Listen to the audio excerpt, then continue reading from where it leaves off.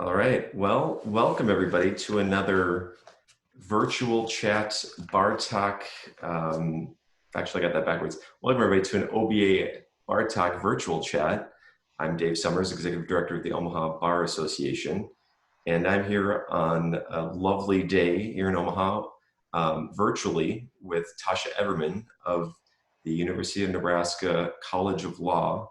Tasha, I assume you're at your house, not at the school, correct? I am. I've been officing from home for about 2.5 weeks now. And yeah, here in Lincoln, the beautiful day here as well. And so is the university open for business at all right now, or is it just essential staff that can actually go on the campus? I know Creighton just closed its campus earlier this week. So yesterday, they announced that we're going to level 4, which is the highest level. So now only essential personnel will have access. We have a couple of days. In fact, after this meeting, I'm going to head over there and just rescue my plants. I've been going in once a week to water them, but now they're coming home with me because I don't know when we're going to be, after Friday, we'll all be locked out, except for very, very few people. So we're at level 4 and it's changing hourly. Just a few days ago, it was like, we don't anticipate anything other than level 3. So we're living in interesting times. Absolutely. And so I have you on the virtual chat today because actually even yesterday I was talking online with 3 attorneys at Gooseman Law Firm here in town. And they use the Clifton StrengthsFinder, formerly the Gallup StrengthsFinder. Gallup, a local organization here in Omaha. They have their tests so people can understand more on how they operate, what drives them, what motivates them, and what is maybe not a motivator of them. And as I understood it when I was digging into this, I found out that the college down there, College of Law, you guys are utilizing the StrengthsFinder, I believe, both with your students and with the staff. Is that correct? Yep. So everybody at the College of Law has taken it. I don't know what the percentage is right now on the faculty, but all students, all staff, all administrators have taken the strengths assessment. And we use it in a variety of ways. I started looking for an assessment, I think it's been over a decade ago. And, there's a lot of assessments out there. Some people swear by the Myers-Briggs, or if you think about all of the self-assessments out there, the one thing that I knew when I started looking is that employers are looking for young people or not so young people graduating from law school who are practice ready. And part of that being practice ready is knowing who you are and what your strengths are. And so self-assessment is key, I think, to starting that journey and becoming a really well-rounded attorney. I could go into why I chose Gallup. I looked at a lot of different assessments, and besides the fact that it's in our backyard, right, based in Omaha, which is nice, but it really was that it was so incredibly well researched. So if you think about who the audience is at a law school, right? Most of the people coming to law school are very, they want to see what's the evidence, right? They don't want to take something like what Harry Potter character are you, right? Like, there are all kinds of different assessments out there, and you need to have something that can hold up to, strict scrutiny, right? Looking at this and what is it based in, and when you look at Gallup and this specific assessment, the decades and decades of research that go into it, that was part of it. I thought I can hold this up to no matter how maybe unsure of what kind of assessment it is. These people are going to buy into it because they're going to see the studies behind it. But also it's based in positive psychology. And I love that part because, as all of your members have gone through, that first year of law school can be a really devastating time for people. You come in, you're like, I have been successful all my life, and now I'm going to law school. And then you get your first semester grades, and half of the people are not in the top half. And all of a sudden, what I've seen is people start doubting themselves, even though, you know, so many people I know, some of the best attorneys I know did not perform well in law school. There are so many people who have different talents. Maybe they're just incredible about relating to clients, or they really know how to listen. And that is such a big part of this job. Um, so having something that everybody takes at the beginning of the year, they find out what their talents are. And even after they get their grades, then we come back and talk about, you're still the same person. These are still your talents. This is still who you are. Let's see what we can do to build on those, and use them to, market yourself effectively. Absolutely. And just a history, how long have you been including this for the students? Well, like I said, it's been a long time since we started having it, but at the beginning it was not required. We had a very generous alum that we pitched an idea to, and it's been like 10 years. And she gave us funding to buy the assessments, all the codes for our entire class. We didn't start making it mandatory until probably 6 years ago. And so, and even at that point, I was, I knew about it. I had taken it personally. I had attended some classes, but it wasn't until like 5 years ago that both me and Molly Brummond at the law school went and we became strengths coaches. And so we went through the whole,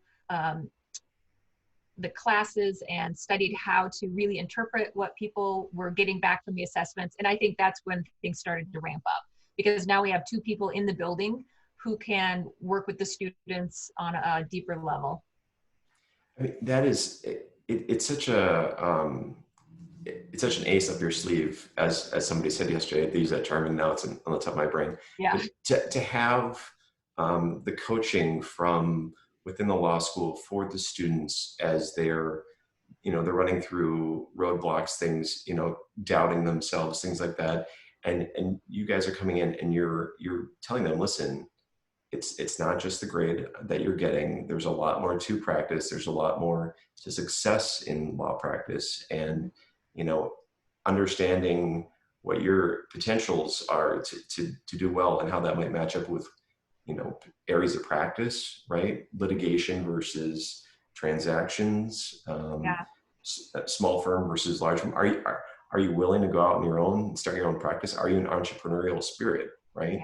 Yeah. And so that's I wonderful. tell a story every year as part of my introduction to strengths about an alum who came out of came out of undergrad, had actually taken the StrengthsFinder in undergrad, so knew that, but when she came to law school, she just completely forgot about it.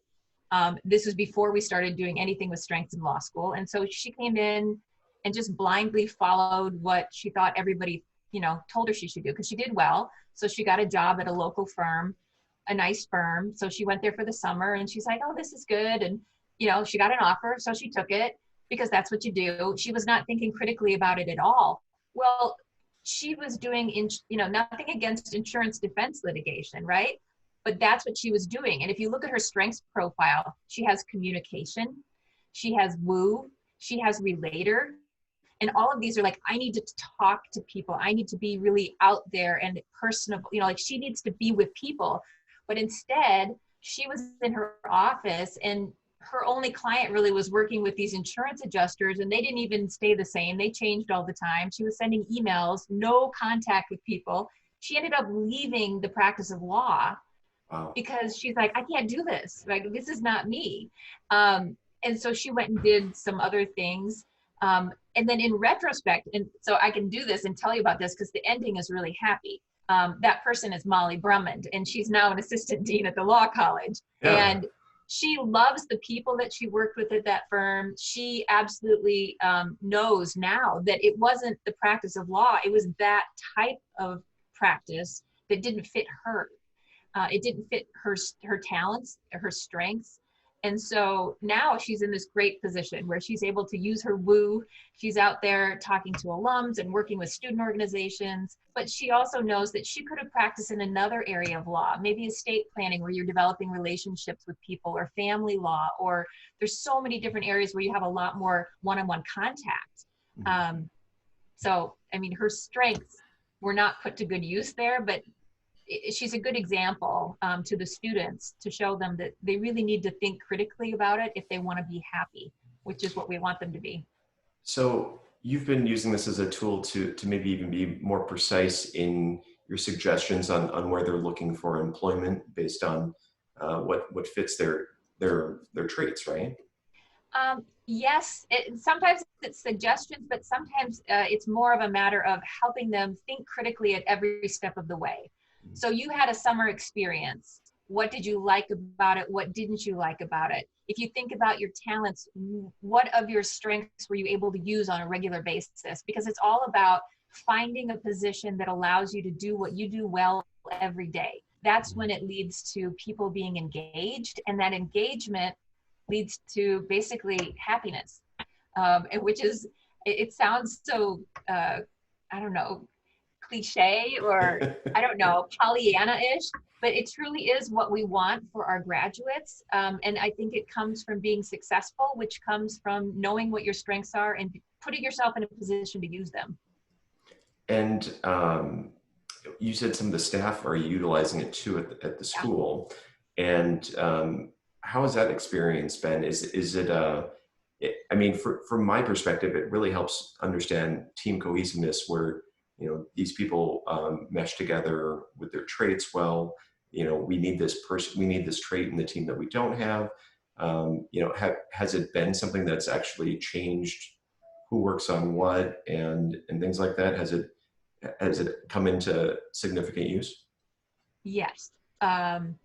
So it's we've been doing it for a few years, but this last year we've actually, again, through an alum who wanted to help push this forward, we got funding to actually bring on a strengths consultant for the year. So Roseanne Liesfeld, who was at Gallup for 30 years and retired from there, has been working with us all year. And so she's been working individually with each of our staff members.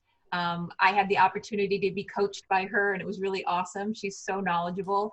The dean has been meeting with her on a somewhat regular basis, and he's found it invaluable. And so with the staff, in my office, I have a small group. There's just 3 of us, but we sit down and think about, okay, who does what and how do we complement each other? I don't know. I'm kind of a big picture person, and my office coordinator, Megan, is incredibly detail oriented, which saves me. So, I mean, it's a great combination. Yeah. But you think about not only what your talents are, but where do you need to find somebody to work with? So, for example, in my top 5, I have learner and input and ideation, which is all about gathering information and learning new things. But I don't have a lot of high executing themes, right? So Molly Brummond and I work really well together because she's not very strategic. I'm very strategic, but she gets things done. So the combination of the 2 of us working on projects is really powerful because we can sit down and brainstorm, and we're both good at that. But then, like, I'm good at pointing out all the details we need to think of before we start moving. And then she's really good about getting it done. Like, okay, let's just move it. The activator and the influencing themes are much higher for her.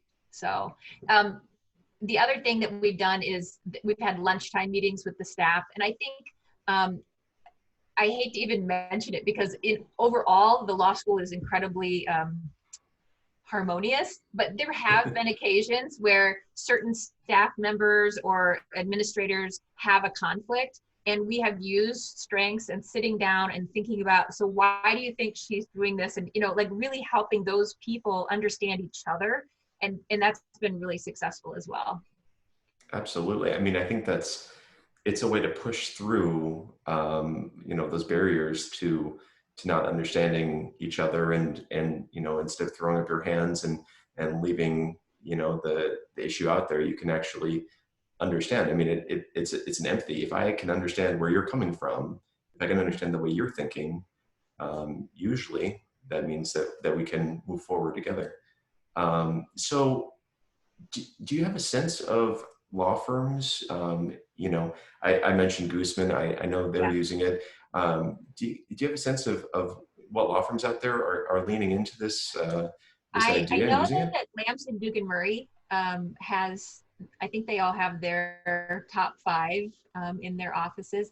I'm not really aware of, I mean, Gooseman is the one that comes to mind just simply because it's so, I think, ingrained in their culture. Sure. And I've loved what I've heard from them. Um, I know that Molly Brummett has done some outside strengths coaching with a county attorney's office in the area. So it's not just private firms, but also, government and nonprofits that are using strengths to really build the culture with their organizations. I found it really powerful when I think I was talking to Gina Gooseman about this at one point, and she was talking about an attorney who was struggling, and the attorney Gina, because she saw Gina was being very successful in what she was doing. Mm. And so that attorney was trying to model that. But the reality was she just didn't have the same talents. But as soon as they were using the strengths, then she just took off. And I have no idea who it was. It was just an example about how she felt that using strengths within their firm was highly successful. And I've talked to some of our alums that have been working there, and they love having that coaching available.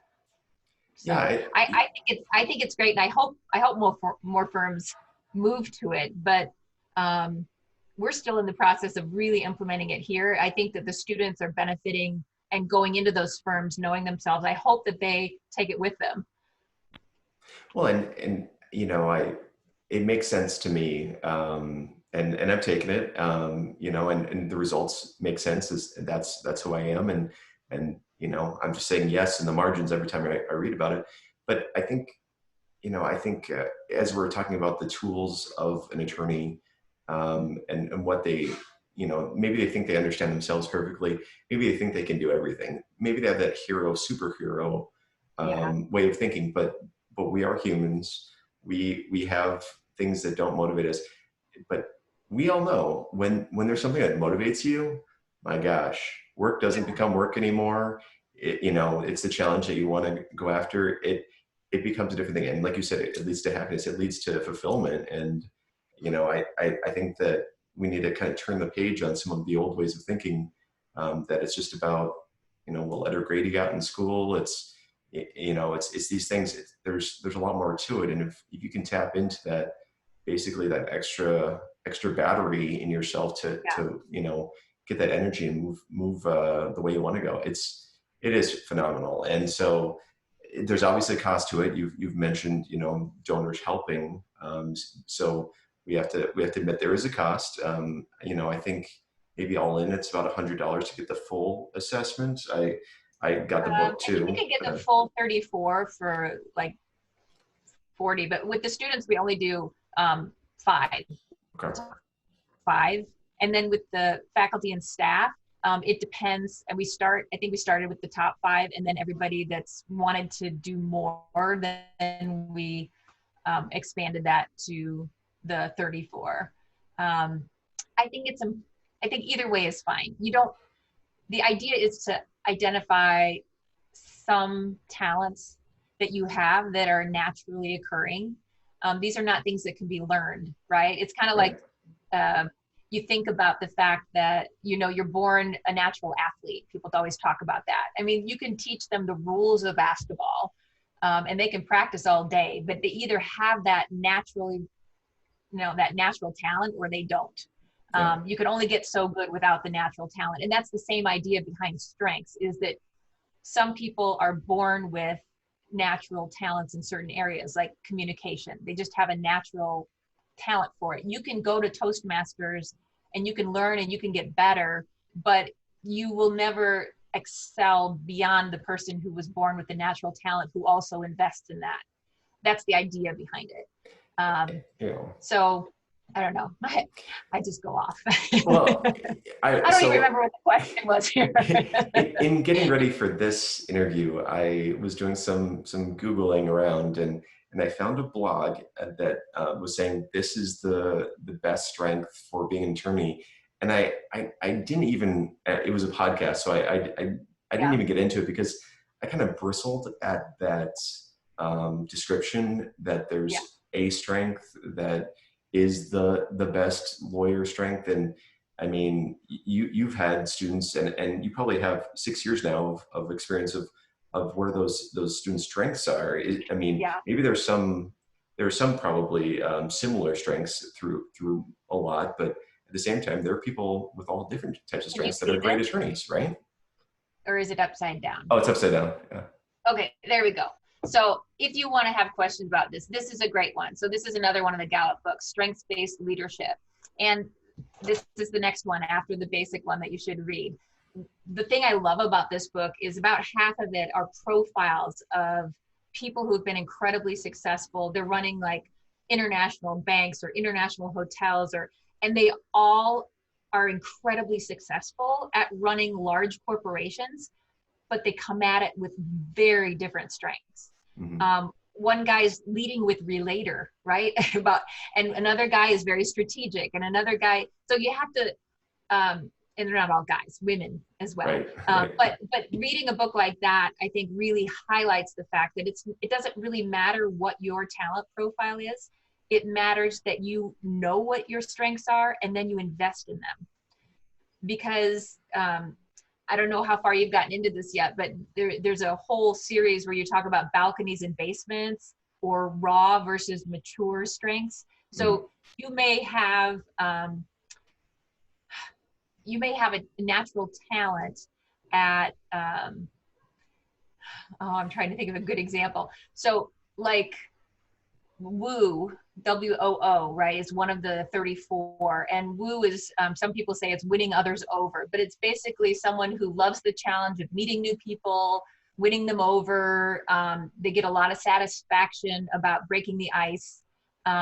So people who have that have a natural tendency to be good at it. But if you're in the basement, which is you haven't developed that, you can come across like the stereotypical insurance salesman, like the guy from what was that one? The Groundhog Day. Hi, what you doing? Ned Ryerson.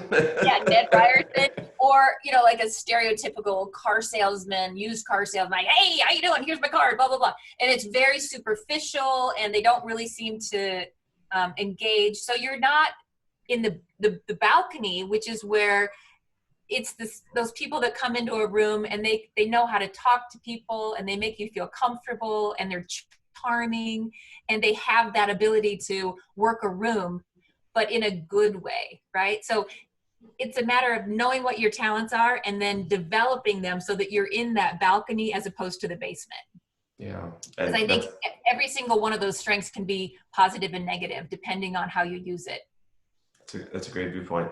So you have input in your top 5. I have input in my top 5. And I have to ask this question. It's coming from my wife in the other room. Does that mean that I have to be a hoarder of actual things? Because she thinks it means that I am a hoarder. And I think— Are you a hoarder? Well, maybe you don't need to see the other side of this room right now. But no, it's also about you want input, you want to collect information and data and things like that, which is obviously great for what you're doing with this whole program at the law school. So that's great. It's so funny because some people do collect things.